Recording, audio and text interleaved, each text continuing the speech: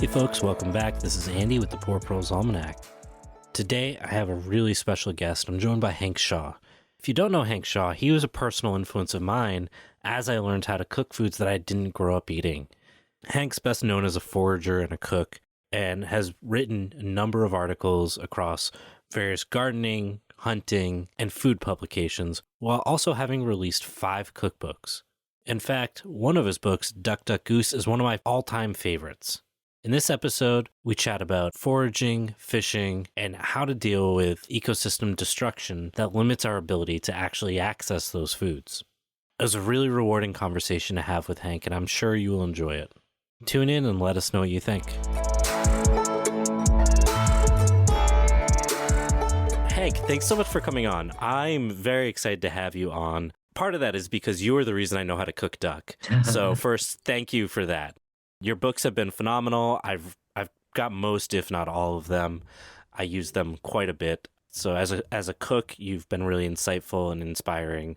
As a forager and hunter and fisherman, you've done a lot of really cool stuff that excites me, and I've enjoyed following you a number of years now. So first, thank you for coming on. Yeah, at any time.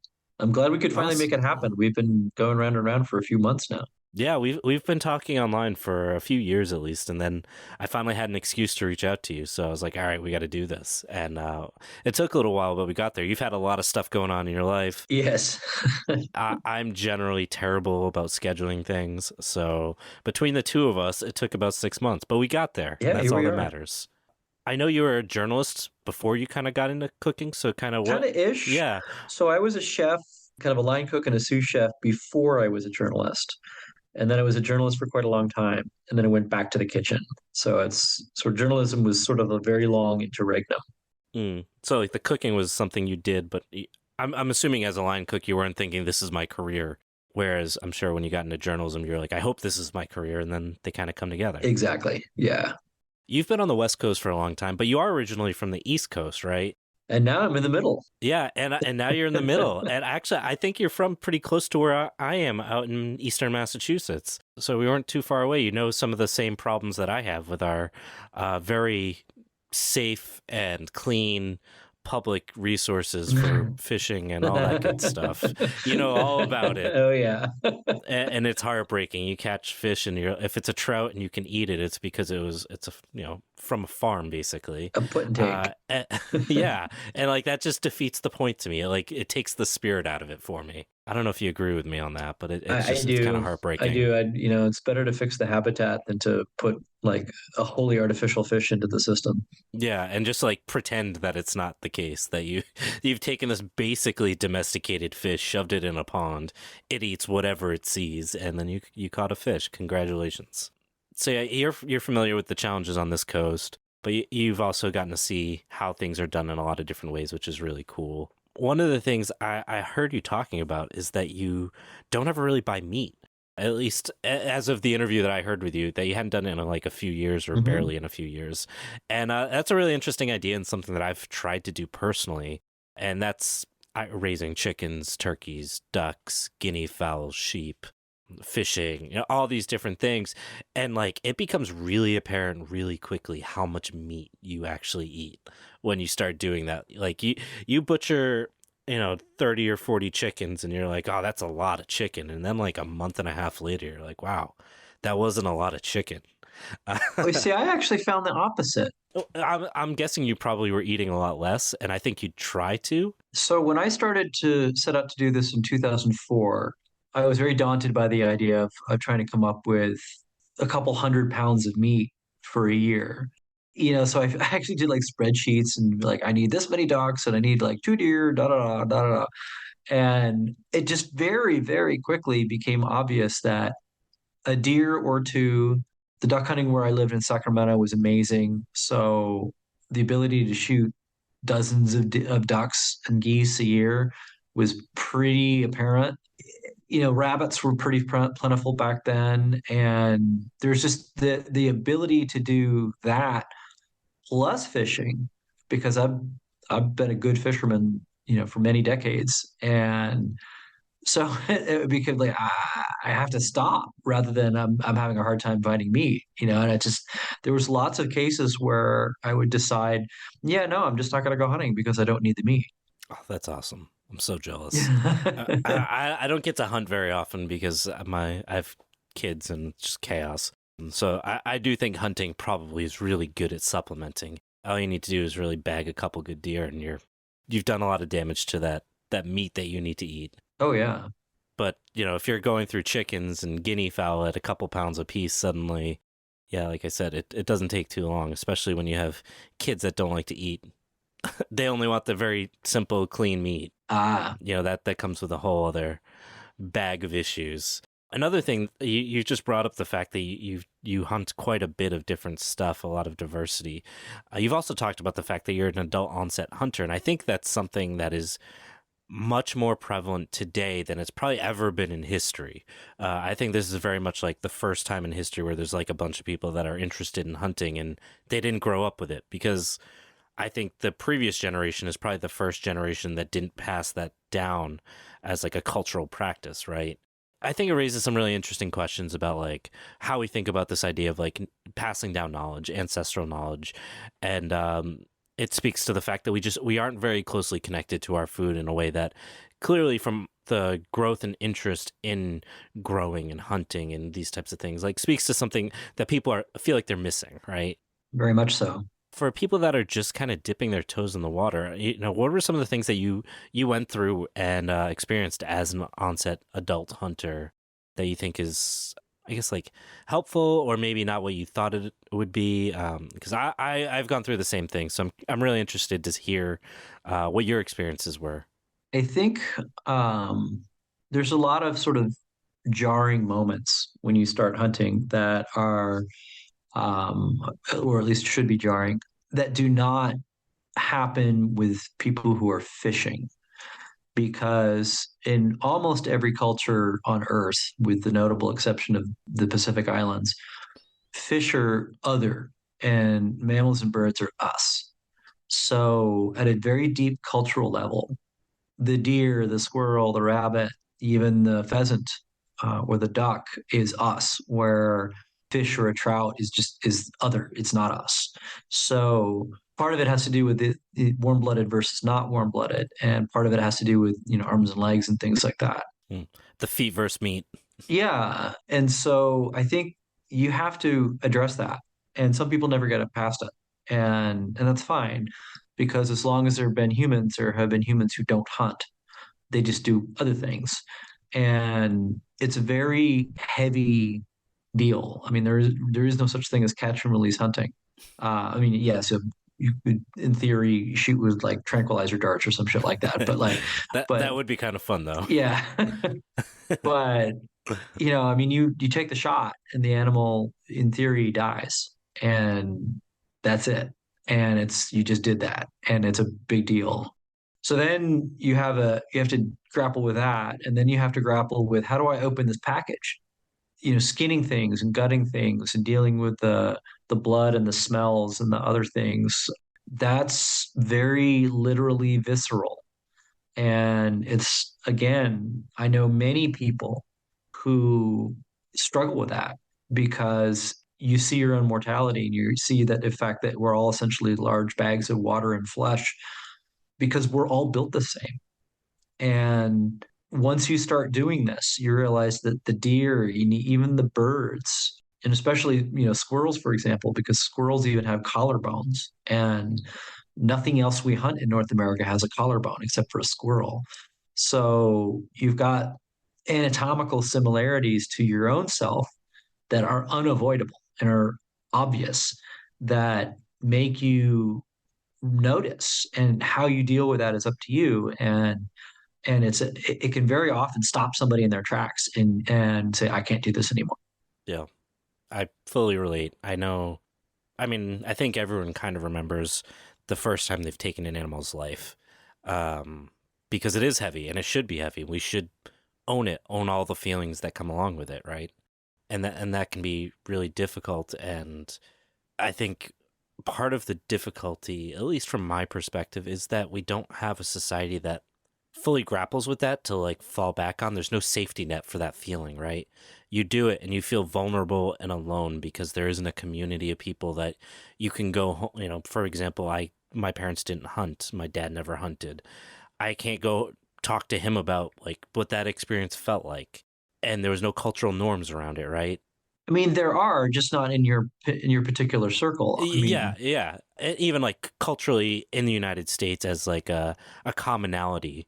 I Um, would disagree with that. I think if you travel more in rural circles, livestock farmers and hunters in great swaths of the United States, everybody you talk to will have had that experience, and there is actually a community in lots of places in the United States, but it's just not everywhere in the United States. yeah, I mean, I would only push back and say that like population wise, you know, rural communities are far outweighed by urban and suburban communities, which don't have those same cultural values. And I think that weighs into how, you know, you go through that process. If you don't come from a hunting community and you kill your first animal and you have this moment of looking at it and kind of wondering for a second, like, what am I doing here? Like, I could just go to the grocery store. I don't need to kill that animal. Mm-hmm. And then you have to grapple with that reality of the consequences of the way you live, right? And again, that can be really heavy and difficult, especially that first time Yes. where you fully own that emotion that you've never felt before because you've never killed anything before. It's honestly it's difficult, but it's honestly really good because I think it reminds us of the sanctity of the way we live, or that we are living, and that we have these relations with other animals for good or for better or worse, right? That we can relate to them and their ability to exist on the earth the same way we do. To your point, that we are not that much different. Mm-hmm.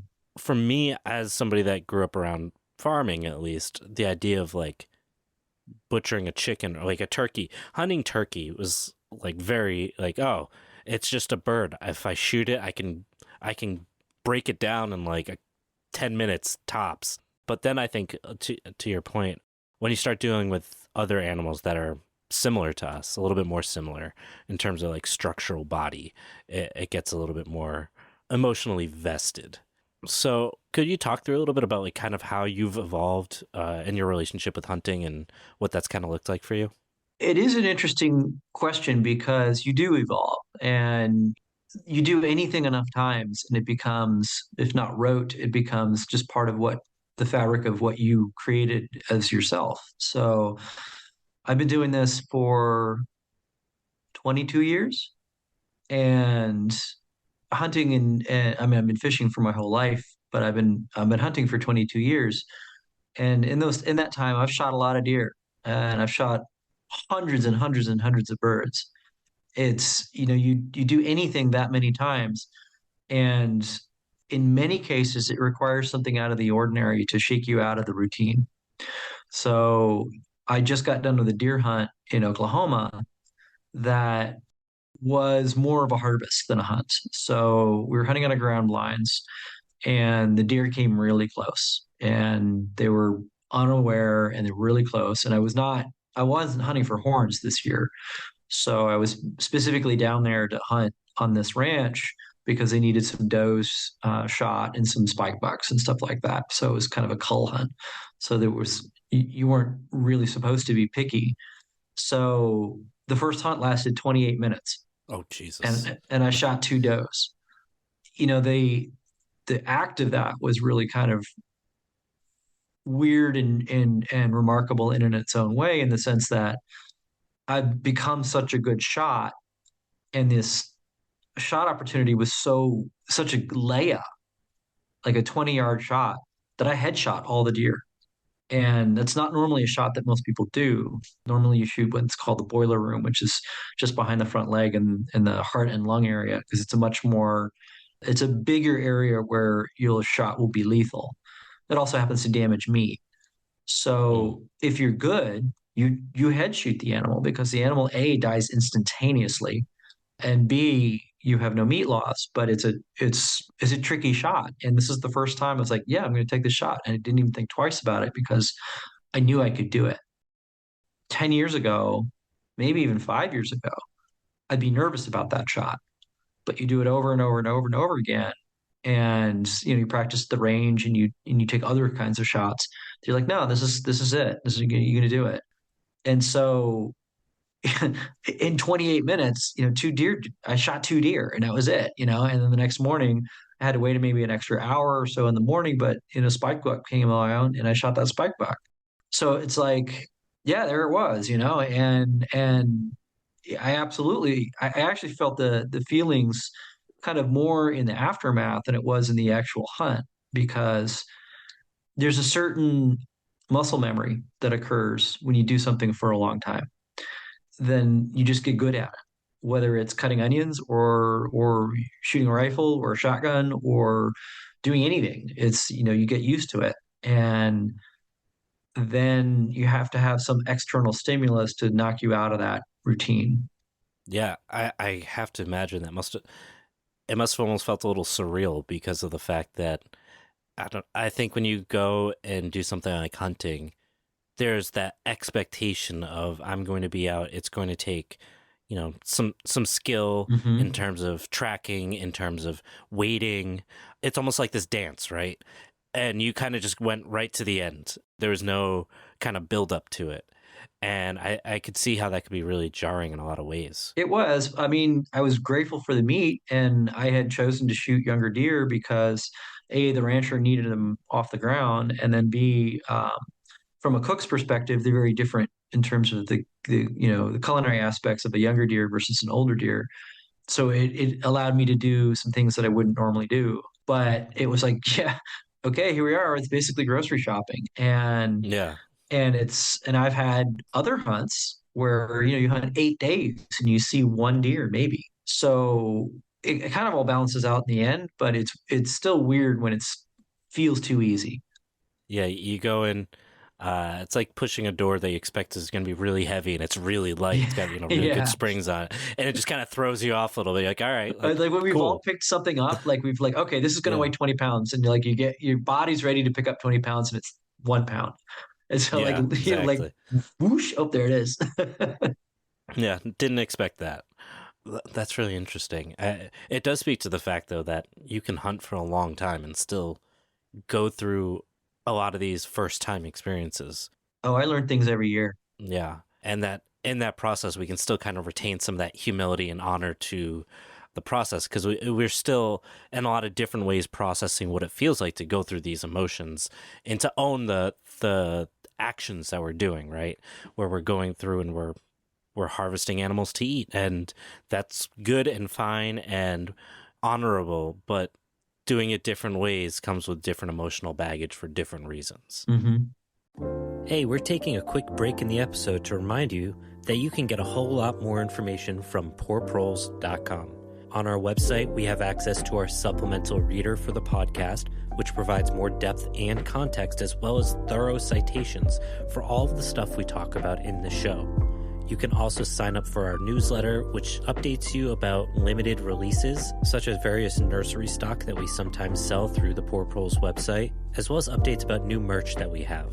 You can also support the show through that website, poorproles.com, where you have access to our Patreon and our Substack to get early releases for articles and episodes.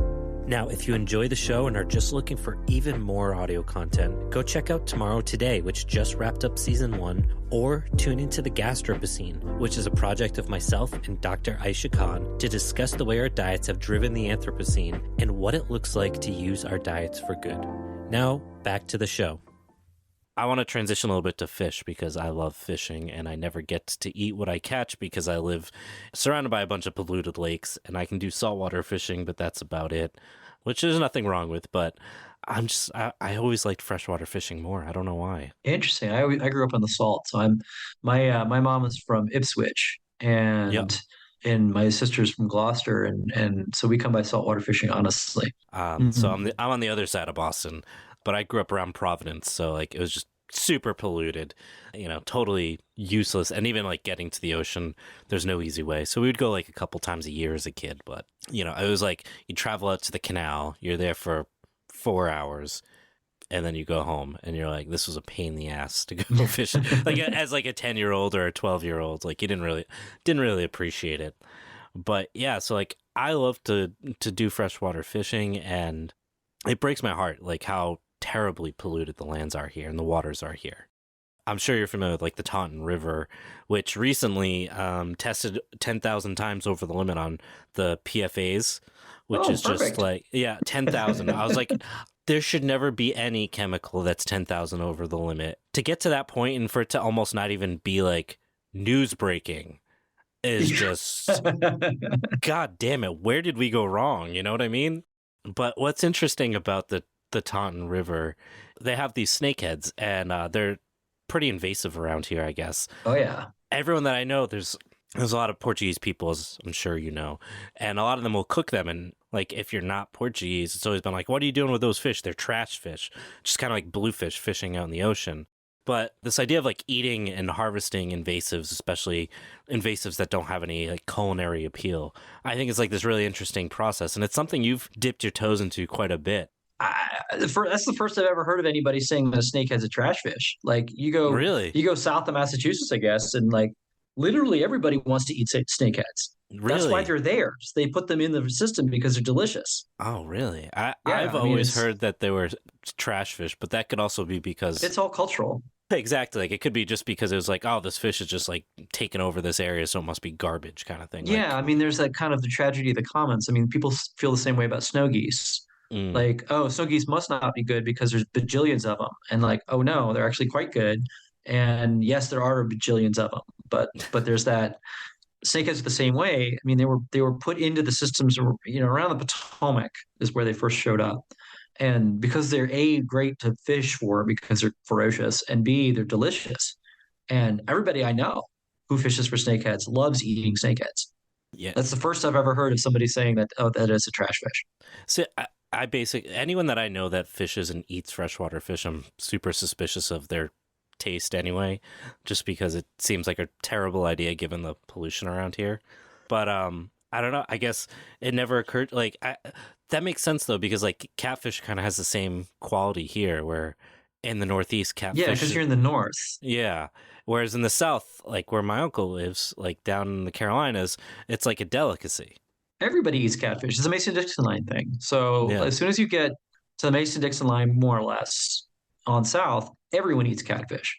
If you get north of the Mason-Dixon line, only those other people eat catfish. And it's I mean, it's basically cultural racism. And that's what it is. It's like, oh, only black people eat catfish if you're in like Mm. Michigan or whatever. And obviously there's exceptions to that, but in general, they're not considered food fit to eat in the north, which it's the same fish that lives in the south, and they're fantastic. And I eat them any chance I get.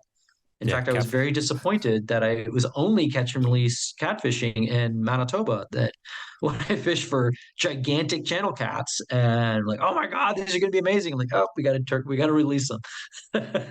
Why was that? It was just the law of that particular river. Oh, that's interesting. I've never heard of there being limits on catfish. Oh, there's lots of limits on catfish in the south because people eat them. Well, that makes sense. It seems so strange because around here, it's just the opposite. And it's what I really like about like this idea of like local food through like fishing is this like very localized culture around it, right? Where Mm-hmm. because of the local demand on whatever it might be, systems get developed to work around that and to keep things kind of in check and retain some of that cultural identity, right? Like I think given the way our food system is otherwise, the idea of like having this kind of unique, hey, we live in this part of the country, this is a fish we eat, this is a plant we eat, this is an animal we hunt that has cultural relevance is Mm-hmm. so rare in 2023 for it to still exist. And despite everything's attempt to kind of monopolize every part of our lives, that's one that's still kind of held on a little bit. Yeah, it's all over the country. I mean, I travel a lot, and those things exist everywhere, and they exist at the margins, but they're very, very real, and they're not going anywhere. So, I mean, there's traditions of ciscos and whitefish up in the north, which are a very bony fish that is still highly sought after for smoking. There's there's the prickly pear harvest in the Southwest. There's, some places people love eating javelina. Some places people think they're garbage. And there, I could go on for an hour and a half about a particular wild thing that is important for a culture in any given region, state, or group of people that isn't part of the mainstream, but is still very widespread and very important to those people who are attached to it. And it exists all over the United States and Canada. I'll be really interested to kind of see how that plays out with like the whole like eat local movement, because those haven't really kind of merged together in any meaningful way yet. You're starting to see it with kind of like the like harvesting of ramps and things like that, but I think it does kind of highlight the way like craft food, craft beer, all of these will kind of coalesce to try to again recreate the local regional flavor that we Mhm. lost, I think, a lot in the mid 20th century. Yeah, I mean, there's some really interesting stuff. So I have many cookbooks, and if you look at cookbooks from the Depression and then it's in the 20s, especially rural cookbooks, you'll see a big, big use of wild foods in those books, and it kind of Yeah. disappears in World War II, and it definitely disappears after World War II because of the nation changed after that. Yeah, I mean, it's unfortunate. Things seem to unravel pretty quickly after World War II for a lot of our local identity for a number of reasons. But this idea, I think, of like how we frame our identity through local food and the way we harvest it, the way we access it, and then how that's going to play into how we deal with like climate change and the way climate change changes what those places look like, through invasives and plants changing their regions just because of temperatures changing, Hmm. weather patterns changing, so on. I'm kind of curious about kind of how you see the role of folks like yourself, like us, that spend a lot of time. I guess you could call us like advocates for local food, for local wild food, and the way we relate to the landscape around us. Kind of how all that's gonna blend together into, I guess, like a more hopefully more ethical, more respectful, more relative food system. Sorry if that was a little meandering. Well, I mean, as climate changes, everything's just going to shift north. So, one example, if you want to take the southern part of the United States, you're starting to see iguanas do pretty well in South Florida and in the Keys and in South Florida, and because they're getting fewer and fewer even light freezes, which these lizards can't really handle. But like iguanas are an invasive species in the United States, and they're happen to be delicious. They're eaten all over Mexico and Central America. They're fun to shoot. Like they're it's like you shoot them with air guns out of trees and such, and they're delicious. So that's a thing that was really kind of exclusive to farther south. That because things have gotten warmer, has now reached the United States. Another example would be the Eurasian collared dove. So the Eurasian collared dove is also a thing that started in Florida in the 70s. I think it could have been 60s, but I think it's 70s. And that particular bird, it's a large dove with a black kind of collar on the back of its neck, and it's lighter in color than a mourning dove, and it doesn't seem to mind cold. It is now in all 48 of the lower 48 states, and it is not native. It's invasive. There's no seasons and bag limits on them. You can shoot them whenever you want, and they're delicious because they taste just like doves. And to the point where it's hilarious, in that there are several states where it is illegal to hunt mourning doves, which are native, but yet you can hunt this Eurasian collared dove. So, but that bird's advance is specifically due to climate change. You also have cases of waterfowl, what's called short stopping. So historically, you'd have millions of waterfowl spend their winters in the Gulf or in South Texas, and they don't need to go that far anymore. So they don't. So they hang out in Missouri or in Oklahoma, and they spend the winter there because it's perfectly fine. And to the point where you're seeing hunting outfitters pick up sticks from South Texas, and they're moving their operations north because that's where the birds are. So that's just going to happen. It's just the way it is. What is our responsibility around like how do we make things like invasive species more appealing?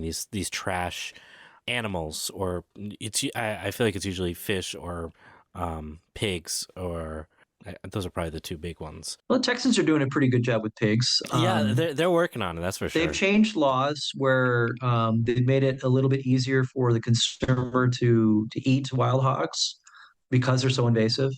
So they're adjusting in that way, and that's been helpful. You know, you'll find instances where the Fish and Wildlife agencies will be, oh, there's no limit on X fish because it's not native, and they'll encourage it. So a good example that's going on right now, and I don't know that this is I don't know that there's no limit on them, but porgies is a good example. So porgies are a mainstay of the mid-Atlantic states, from about Delaware all the way up to really the southern part of Rhode Island. But they'd never Hmm. gotten around the Cape, and now they're around the Cape, and so that they're on the other side now, and so Massachusetts is trying to figure out what to do with porgies, and so they have some limits already because you could fish them south of the canal on the Cape, but now they're north of the canal, and so that's changing. Tautog are coming farther north. So you're getting, you know, green crabs is another example. I mean, green crabs have been around forever, for a long, long time, longer than I've been alive, and they're just getting more and more pervasive in the last 20 years. So people are figuring out what to do with them.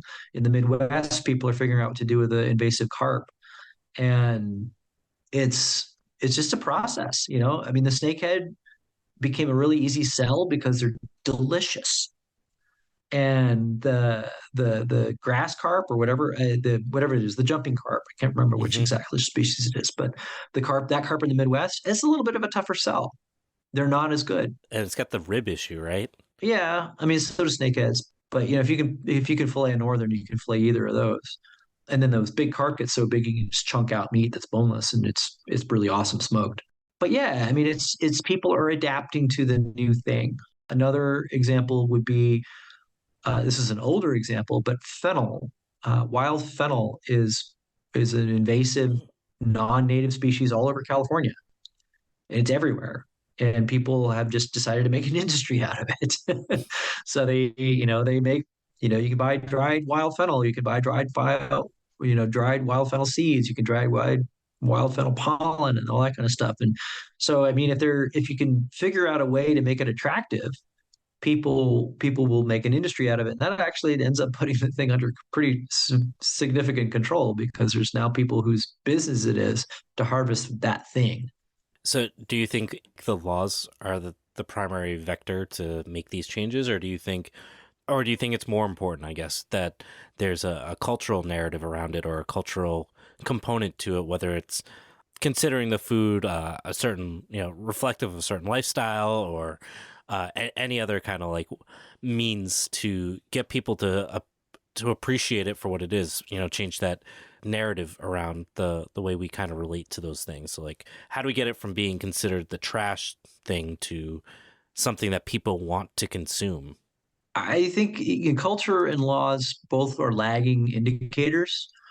The things that change are early adopters and innovators, and it can be people like you and me. It can be people who are much more famous than you and I are, who champion X or Y. So if you had Emeril Lagasse, featuring Snakehead on all his menus or something like that, that would be noticeable and people would write about it and people would want to try it.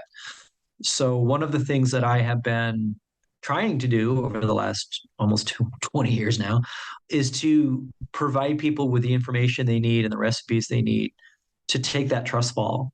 So a good example is just today, I did a new liver recipe for some of these younger deer that I shot. And I personally don't love liver, grind it in meatballs and sausages and things like that. But or maybe a pate. But a slab o liver, like liver and onions, to me has always been meh. So I worked very hard to make this particular thing taste good to anybody, including me, because I'm not really a liver lover. And it's people like that who are like, look, try this. And you can trust me because you tried 17 of my other recipes. And I've never let you down. So try this thing that might be uncomfortable for you, and they do, and then they become evangelists to their own circle of friends, like, no, you got to try these kidneys because Hank's devil kidneys recipe is the bomb, or something like that. Yeah. And then that circle so then at deer camp next year, and everybody keeps kidneys and they make that specific recipe and so on and so forth. And so that's really how that usually works. Is it's kind of word of mouth for sure, but it's word of mouth through trusted individuals, whether it's somebody that you don't necessarily know but read about, which would be me, or your buddy at deer camp who maybe did my recipe and is convinced and convinces you. So that's how that probably, I guarantee you that's how that shifted with snakeheads, because of the Potomac region, everyone was freaking out about them. And then it very quickly determined that A, they're really fun to catch, and B, they're delicious. Everyone was like, yeah, man, let's go catch some snakeheads. And it was just that was it. And now, if you look in that region, in the Virginia Potomac region, they're not really a problem. Meaning they're non-native, but they've been kept in check by any number of things, not the least of which is fishing pressure. Yeah, that's, it is cool when it works out that way. Mm-hmm. Sometimes it doesn't, like those cane toads in Australia. Yeah, exactly. There, for everyone like that, there's a few that do not go out that well. Well, like zebra mussels. Zebra mussels is a good example. I was literally just about to bring them up and So that's a ask great if you knew example anything. of they're too small to eat, but they filter so much crap out of the Great Lakes. The Great Lakes have become very, very clean, and it has supported an explosion of walleye and perch. And there's this invasive goby too that showed up in somebody's ballast. And I know it's in Lake Erie. I can't remember which other lakes it's in, but this weird ass goby fish. And the native fish, the perch and the walleye, love eating them. So between the cleaner water from the zebra mussels and this goby fish, these are the good old days for especially walleye in a place like Lake Erie. Perch have gone up and down, but there are cases where, oh, this is a huge issue, and it is because zebra mussels are still actually a problem, but it's not an unmitigated problem. There have been a few positive effects of their presence in the Great Lakes. And do you want to put them in your own lake? No, you don't, because if you don't have that right system, it's just not gonna it's gonna be bad. Yeah, But there have been a couple of silver linings, I guess is probably the best way to put it in the yeah, Great Lakes system. that's good. There's not very many wins with invasives, so when you get them, you got to really cherish them. Oh yeah, like cheatgrass in the West, like Yeah, that's a pretty nasty fight that's not won yet. At yeah. We've got the Japanese knotweed everywhere here. least you can eat that. I still don't like it. I've tried cooking it multiple ways. I don't like it. I want to so badly, I just don't. Um, but speaking of, actually not speaking of, but in contrast to the invasives, you've actually gotten to work with some more rare native, I'll call them plants.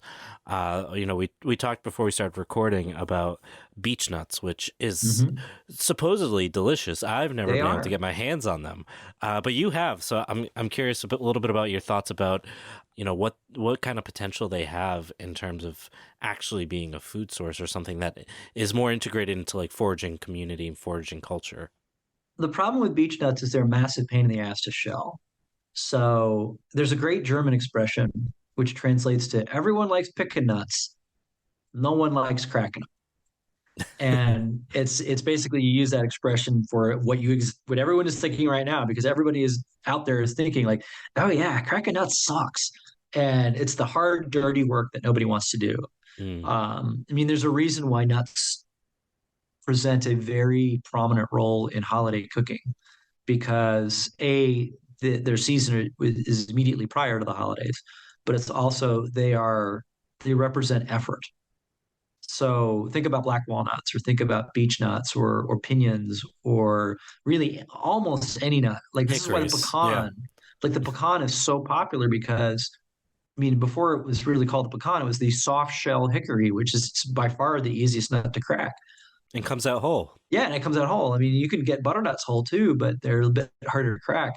And so the process of breaking the getting the nut meat out of the shell is never easy. And so with beech nuts, it's especially difficult, and they're very small. So it's probably the smallest of the nuts that we eat in North America.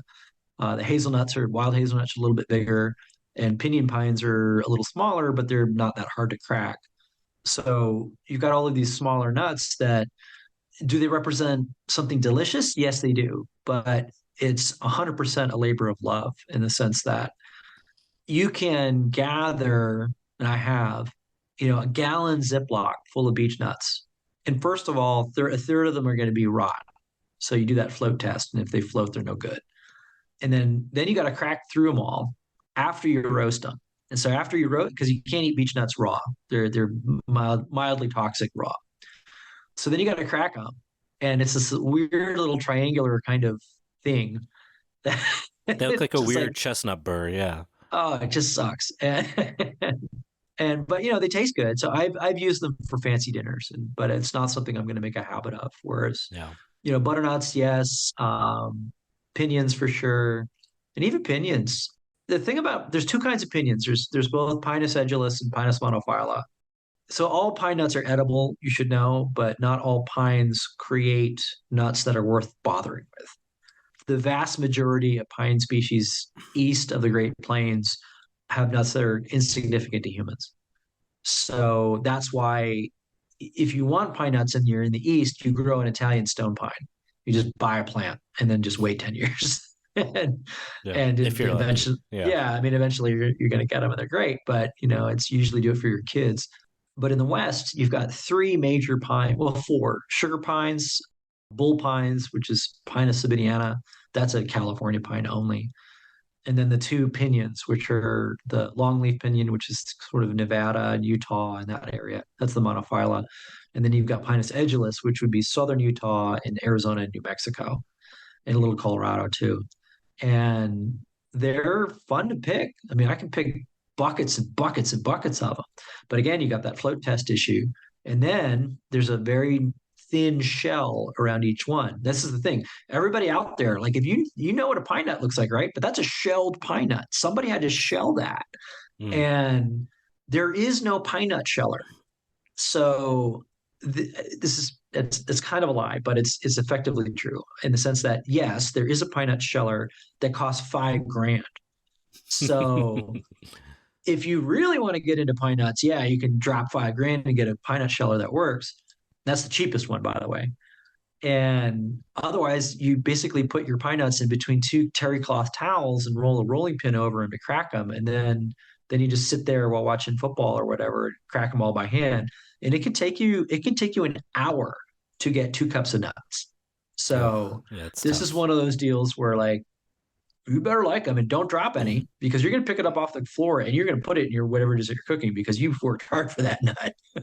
And how do the flavors change? Obviously, I think most people have had pine nuts, or like European, Asian pine nuts. Depending Mm-hmm. where they're getting them. Is it pretty similar flavor for the West Coast pines, or is it a It's little bit different? similar, but they're richer. And the other cool thing about American pine nuts is you will never get pine mouth. So there's a thing called pine mouth, which either if you're listening to this, you either have had it or you know somebody who's had it. It's they've eaten pine nuts and they've gotten a metallic taste in their mouth that it lasts for days. And I know this is going to shock you, but sometimes the Chinese adulterate foods that they export to other countries. I know, crazy, right? So sometimes it's a 95%, maybe more than that, of the pine nuts that we eat in the United States are all from China. There's a tiny Italian pine nut market that, you really have to read the fine print because even like some of the things that are shipped from Italy, they're really Chinese nuts. So the Italian stone pine will not give you pine mouth. They're also way more expensive. And you Mm, can't even buy American pine nuts on the market. Like you yeah, can buy them in the shell, but then you got to shell them, and who wants to do that except for crazy people like me? So it's pretty much always going to be this. It's these Chinese nuts, which are the Korean pine. So the Korean pine is the one that you want, and that's about the vast majority of the Chinese nuts that you're going to get are from this particular tree. yeah. However, there's another tree. It's like Siberia or Manchuria or somewhere, and it's the nuts look the same, but they're shitty. They give you pine mouth. So So, but they're a hell of a lot cheaper, right? So Yeah. because nobody wants to eat them, and so every now and again they get adulterated into your bag of regular pine nuts, and it gives you pine mouth, and that makes you no longer eat pine nuts because it's pretty wretched. And you don't want it. Yeah, that checks out. I've if you go online on plant stores, you'll see sometimes they'll have like cold hardy pine nut tree, and you're like, okay, like what makes this one genetically different? And that is probably it. They're probably selling the same plants, or different plants. The Manchurian, Or whatever the one. I can't yeah, remember yeah, the whatever exact it's other one called. is. Yeah, But the Italian stone pine will not steer you wrong. And I can tell you that the American pines are very cold hardy. I mean, you mean the some of the West Coast places, ones? yeah, yeah. Some of the places that I pick, they get to zero in the wintertime. Oh wow, wouldn't feel comfortable bringing them over the Rockies, but it's good to know in a pinch. Yeah, that's interesting. How I didn't ask. What about the beech nut? What's the flavor on that? They're sweet. They're hard to describe. They're a little bit they're softish. So it's a little soft like a walnut. It has a little bit of a sweet tinge, Like a like in it. chestnut or No, not that sweet, but more like a macadamia. okay, Yeah, I would put them in the same bucket as macadamias. okay, like a small macadamia. Yeah, I like them. You can't go wrong with a macadamia nut. That's cool. They're like 100% fat macadamia nuts. Yeah, that's why they taste good. Yeah. Uh, what's interesting is back in the mid 20th century, there were people trying to breed beech nuts or beech trees for improved nuts. Mm. But I don't think it ever really got off the ground because they take so long to get to mast, and I think the it just fizzled out pretty quickly because who Yeah, and wants how to big are you spend? going to get them, right? Yeah, Like you could double exactly. the size and they're still going to be smaller than an almond. Yeah, exactly. Like there's only so much you can do. As much, but like I think what's really interesting about that is that it speaks to the flavor profile and like Yes. that there's that kind of dedication to that flavor that people are like, you know what I got to do with the rest of my life? I need to plant beech trees and I need to pick the best nuts to grow the next generation. Well, I mean, we Uh, could go on and on about American groundnuts too. So, Yeah, absolutely. There's a lot of great American plants that there's been some work done, and then even like historically, you can look at like evening primrose. Evening primrose, like so many plants in the United States that used to be available for horticulture are no longer available because people stopped managing them. But mhm. like even things that we think of as weeds, like evening primrose, people were growing it for the root, and they were Mhm. growing improved varieties. And like, if you told somebody that today, they're like, "You mean that weed over there that annoys me because Yep. every time I cut it down, it comes back?" Like, yeah, they were improving that. There's so many stories like that, from beach plums to, like I said, evening primrose, which I think is like the pinnacle of that like really that plant. Chicory. Chicory, yeah. I mean, the list goes on and on. It's heartbreaking to think about how much genetic resources have been lost because those breeding projects got lost. Horticultural programs kind of whittled down what their researches were. Independent growers, shut up shop, and what was there got turned into a suburb, so you can't even find the plants anymore. I mean, it's really heartbreaking once you start to realize what we've lost. Yeah, and yet then you're going to find like somebody somewhere has been doing it the whole time.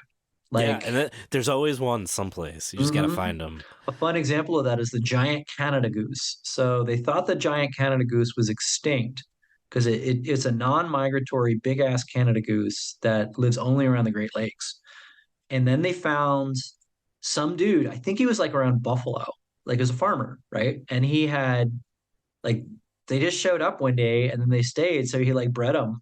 He just like they were on his farm for like a generation, and then some biologists like, holy shit, those are the giant Canadas. Like, oh yeah, they are really big, and so like there they were, they weren't extinct anymore. They're just living on this dude's farm in Western New York. So That's like when people find these American chestnuts, they're like, "Oh, that thing." Like, yeah, that tree that is just like healthy that nobody knew about, like yeah, that little thing. Uh and you're just like, how did this last this long? And just like, but when those things happen, it's like a little sign that there is hope for all of us. true. Nature finds a way. Yeah, it does. You figure on the scale of this continent, with the amount of land that is available, somewhere something has been stored for everything that we think we've lost. Probably, yeah. Or at least I tell myself that because otherwise it is pretty heartbreaking. So I know you're working on a new cookbook. I don't know if you want to talk about that at all. It's not imminent. It's a represents a pretty significant departure from what I'm known for. For the last 3 years, I've been not only spending a lot of time in Mexico, but and learning Spanish, but I've been working on really a very, very deep dive into the foods of northern Mexico. And the reason why it attracted me in the first place is because, um, like in the rest of Mexico, there's a heavy influence on wild foods. They hunt up there. There's a lot of wild plants and mushrooms that they use up there. The fish is a huge part of the cuisine in Sonora and Baja and Tamaulipas. And it's also an area of Mexican food that isn't really well known. Most Mexican cookbooks that you see are either from Yucatan or Oaxaca or Mexico City or Michoacan. The giants like, Diana Kennedy never really bothered with the North. So it's not undiscovered, but it's lesser known, and it's a place where I feel like I'd add something to the conversation. And so I've been working on it for several years now, and now that I'm sort of settled where I am right now, I have the opportunity to really work on it. That's awesome. I'm looking forward to it. I love Mexican food, and honestly, I don't think I've made anything out of any of your books that I've regretted making. So you're doing something right. Well, I appreciate Uh, it. We test yeah, all our recipes, which is unusual in this day and age. is I don't need to know that. That'll break my heart. There are definitely books that I will not name that I was very excited about coming out because of the way they were described, and I was so excited. The whole concept of the book was perennial foods, and it was just Hmm. terrible. I was like, this is gonna be super cool. Like you're gonna, that's my whole thing is how do we get perennial foods, seasonal foods, all these different things, and it was just bad. What do you have against annuals? I have nothing against annuals. I think that they're I mean, can we like at least meet in the middle and have like and appreciate the biennial plants then? yeah, but I'm strongly in favor of biennials. Give me that evening primrose. I want it. Um, Rosettes for the win. yeah, like let's do it. Get There's those. that might have been a bit of plant geekery that was so deep that only like seven people in the audience are laughing right Oh yeah, now. but they'll appreciate the hell out of it. But yeah, like I love the idea of perennial foods, or and this idea of like looking to our past to think about how we grow food and how we relate to the food we eat.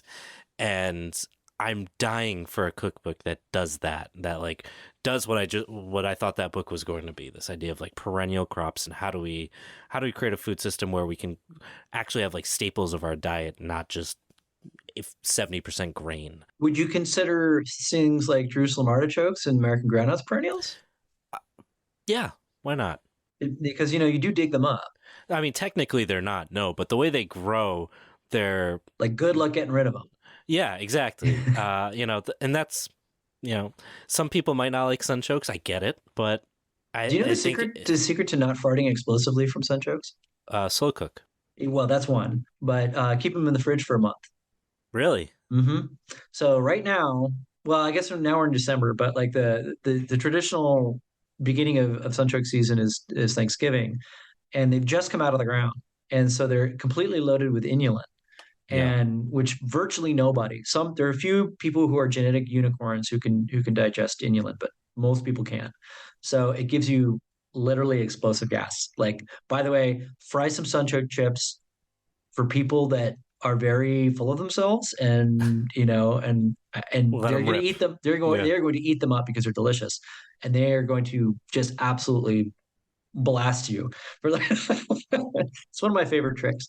but Yeah. um but if you take the same sunchokes and you put them in a paper bag or a plastic bag in your crisper drawer, and you wait a month or two, because they keep forever in the crisper drawer, that inulin turns to fructose, and then you can cook them largely fart free. Like, nothing is 100% fart free with those things, but it's not a liability anymore. Right. Yeah. That's interesting. I've never tried that, but now I'm gonna. Have you tried using slaked lime with like acorns or any other for Oh, you mean nixtamalization? a Yeah. nixtamalized acorn? I've never been able to do it where it wasn't disgusting. Really?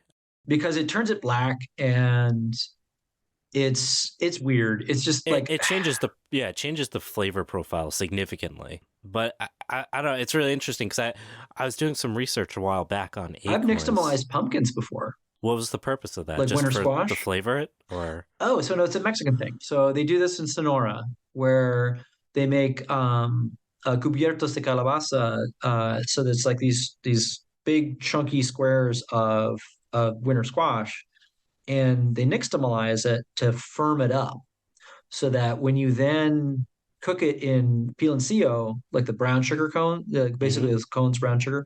So, and when you cook it in that, they don't fall to pieces. So you could cook this thing for hours after nixtamalizing it in this sugar syrup, and then eat it as like a candy, and it still holds its shape, and it's still, you still have some tooth to it. So Interesting. that's a traditional use of nixtamalization in of something not corn in Mexico. Yeah, it is. This really interesting curiosity. This whole process of nixtamalizing food. The more you get into it, the more you realize it is much more common. And we think of it as like this corn thing, but to your point, it's used for a number of different foods. That you can use it as basically a processing for like basically anything. I've never heard of it being with pumpkin, but that's cool. Yeah. I don't know a ton about it. I don't know the traditional uses, and I know the guys over at Noma have done quite a bit with it, and I've read some of the stuff that they've done. So Nice. Is that going to be in any of those recipes, any of those techniques? I mean, the cubiertos de calabaza will be, because that's a thing. Like, you'd be eating it all. I mean, if you were in Sonora right now, you'd be eating. You go to you'd see it on the street and you'd eat it, because it's a December thing. Nice. Now I want to try it. It does sound pretty good. There will be a recipe for it in my book, because Nice. I've developed one that's, I've learned from the people who make it, and I mean, it's obviously not mine. I didn't invent it, but like I've written a recipe that works for it. Now, I don't know the West Coast geography that well, so I'm kind of curious if those pinyon pines that we were talking about, if any of those nuts make it into any of those recipes, if they go Oh far yeah. enough Oh south. yeah. They do? Yeah, pinions are they're common in Chihuahua and in Sonora and some of the other states in Mexico. Yeah, very much so. So you think they'll make it into the recipe? Am I going to be climbing some trees this winter or next winter? I mean, you're gonna have to go west, but yeah. Awesome. That's awesome. Hank, for people that want to follow you on social media, watch all the big fish you catch, you post quite a bit of the ducks that you hunt, which is Uh, pretty cool. Where can we find you? so on Instagram, I'm Hunt Gather Cook, all one word, and that's my main source of social media. I do have a Facebook group called Hunt Gather Cook, and that's the group is fun. The rest of Facebook is kind of a hate machine, so I kind of avoid it. I don't know what you're Uh, talking about. yeah. And then the core of what I do is my website, which is, you can find it at huntsgathercook.com. And that is basically the center of what I do. And it's a repository of almost 2,000 recipes for wild foods. And I've been running it since 2007. I've written 5 cookbooks, and those cookbooks are all available either at your local bookstore or on Amazon, whichever you rather. And so I've got a fairly decent footprint. Um, I don't know if I'm going to do my podcast again, because I'm kind of in transition, but you can definitely find me. I'm pretty much on Instagram on a daily basis. So I try to answer questions if people ask them of me. Yeah, I know I said this before, but your books have been wildly helpful. Cooking rabbit, cooking fish, duck, as I said, is one of the meats that I struggled with. And then your technique was a little bit different than what I've seen elsewhere, but it worked for me. So I'm glad. you figured something out that no one else could figure out for me. So Hank, thanks so much. This has been really great.